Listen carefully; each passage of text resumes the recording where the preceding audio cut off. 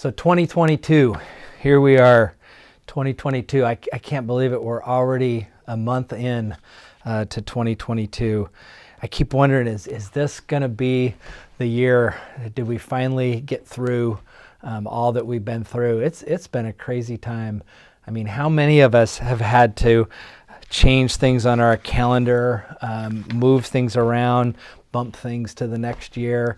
It's just been a little crazy, hasn't it?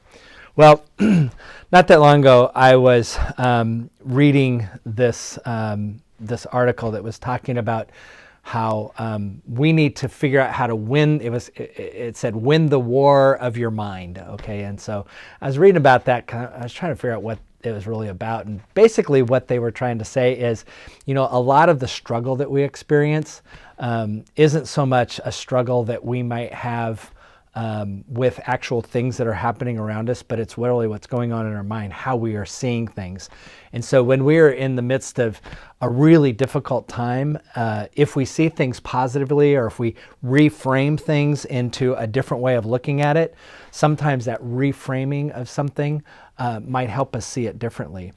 And so I was thinking about that, and I thought, maybe that is one of the things that I can struggle with sometimes, is when things don't turn out like I really want them to turn out, rather than kind of reframing it and finding the positive, I just kind of write it off, But in this article, it was talking about how Paul, the Apostle Paul, was the king of reframing things.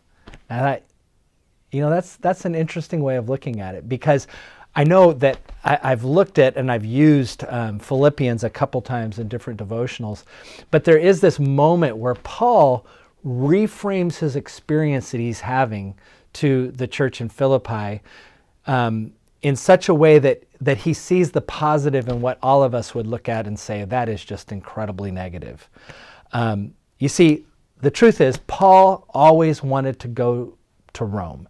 His hope was that he could go to Rome and that he could have an audience with the king, an audience with the leaders.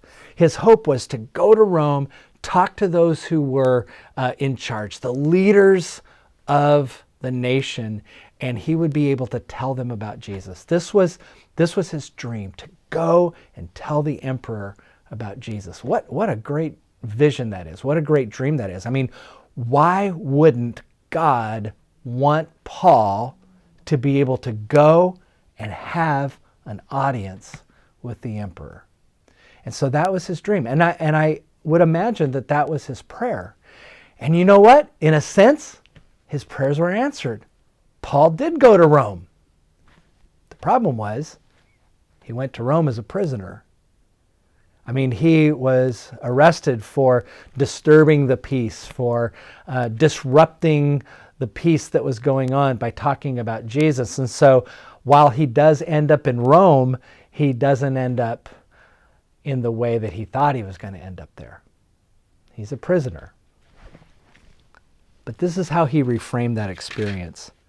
In Philippians chapter 1, verse 12, he's telling the church in Philippi about his experience, and he says this. He goes, "I want you to know, beloved, that what has happened to me has actually helped to spread the gospel, so that it has now become known throughout the whole imperial guard and to everyone else that my imprisonment is for Christ.